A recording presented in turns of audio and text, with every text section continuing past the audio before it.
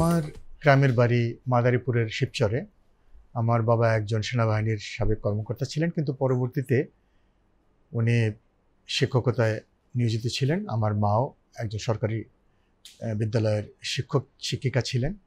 আমি তাদের অজপাড়াগাঁয়ের একজন শিক্ষক শিক্ষিকার ছেলে হিসেবেই আমার মধ্যে কিছুটা মননশীলতা এবং সঙ্গীতের কিছুটা প্রভাব পড়েছে।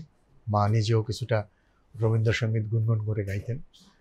সেটা প্রফেশনালি কিছু না, কিন্তু আমি তার থেকেই আমার গানের ইয়েটা পেয়েছি, যেটা বলা চলে ইন্সপিরেশন যাকে বলা হয়, সেটাকে পেয়েছি।